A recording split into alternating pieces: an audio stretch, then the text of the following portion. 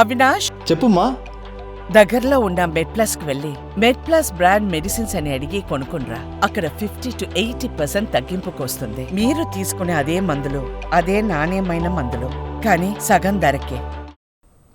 నైరుతి బంగాళాఖాతంలో ఏర్పడిన ఫెంజల్ తుఫాన్ తీరం దాటింది. తీరంతో ఏపీ వ్యాప్తంగా భారీ వర్షాలు కురుస్తున్నాయి. నదులు, వాగులు పొంగి పొర్లుతున్నాయి. పలు గ్రామాలకు రాకపోకలు నిలిచిపోగా పంట పొలాలు నీట మునిగాయి. తుఫాను ప్రభావంతో చోటు చేసుకున్న పరిస్థితులపై మరింత సమాచారం నెల్లూరు నుంచి మా ప్రతినిధి మునీంద్ర అందిస్తారు. 2 రోజులుగా కురుస్తున్నటువంటి వర్షాలకు నదులన్నీ కూడా పొంగి పొరులుతూ ఉన్నాయి. ప్రస్తుతం మనం తిరుపతి జిల్లాలో ఉన్నటువంటి తనియాలి సమీపంలో కాళంగి నది బ్రిడ్జి వద్ద ఉన్నాం. ఈ నది బ్రిడ్జి నిన్నటి నుంచి కూడా ఉధృతంగా ప్రవహిస్తూ ఉంది. అయితే ఈ ఉధృతంగా ప్రవహించడంతో కొంతమంది రాకపోకలు కూడా నిలిచిపోయాయి. అయితే ఇక్కడ ఉన్నటువంటి పరిస్థితులు కొంతమందిని అడిగి తెలుసుకున్న ప్రయత్నం చేద్దాం. ఇట్లా చెప్పండి, అంటే ఎట్లా ఉంది, అంటే ఈ కాళంగి నది ఈ విధంగా పొంగి పొరల వల్ల ఎలాంటి ఇబ్బందులు ఉన్నాయి? దీనివల్ల వర్షం పెద్ద వర్షం వచ్చినప్పుడల్లా ఆడ కాళంగి నదిలో గేట్లు లేపుతారు. ఆ గేట్లు లేపినప్పుడు ఏంటంటే ఈ వర్షం నీళ్ళ కన్నా డబల్ నీళ్ళు అయిపోయి ఈ బ్రిడ్జి అటుకిచ్చేస్తారు. ఈ బ్రిడ్జి అటుకిచ్చేసినప్పుడు ఇట్లా రహదారంతా బంద్ అయిపోతారు. ఎవరు రాలేరు పోలేరు. ఇట్లా మంగళంపాటి నుంచి తిరుపతి పోదామంటే ఆ బండ్ల కళ్ళ పట్టించేస్తారు.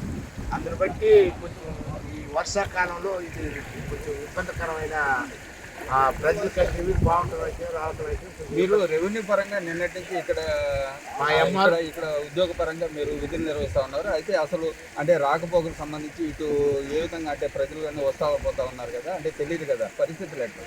అంటే వాళ్ళకి తెలియదు కాబట్టి దూకేస్తారని ఆ చుట్టూ ఎంఆర్ఓ సార్ వాళ్ళు, ఎస్ఐ సార్ వాళ్ళు, ఈ చుట్టూ ఈఆర్ఓ సార్ వాళ్ళు, ఈఆర్ఏ సార్ వాళ్ళని ఇక్కడ ప్రతి వర్షాకాలం వచ్చినప్పుడు దీన్ని కాపలా ఉండి రానికుంటా కాపాడుకొని ఇట్లా బాధలు పడుకుంటా వాళ్ళ కొంతమంది ఆటో వాళ్ళు ధైర్య సాహసాలు పంపించేస్తారని భయపడి వాళ్ళు ఎవరు రానికుంటా ఆ చుట్టూ బంద్ ఈ చుట్టూ బంద్ ట్రాక్టర్లు అవన్నీ అడ్డాన్ని పెట్టి ఎవరు రానికుంటా కొంతమంది కూడా ఉన్నారు. అసలు చెప్పండి, ఏంటి ఎక్కడికి వెళ్ళాలని వచ్చింది? సుందుపేట వెళ్ళాలని వచ్చాము సార్. ఇక్కడికి వచ్చేసరికి ఈ తనియాలి బ్రిడ్జి వద్ద వాటర్ ఫ్లో ఉండడం వల్ల మేము ఇక్కడ బ్లాక్ అయిపోయినట్టు జరిగింది.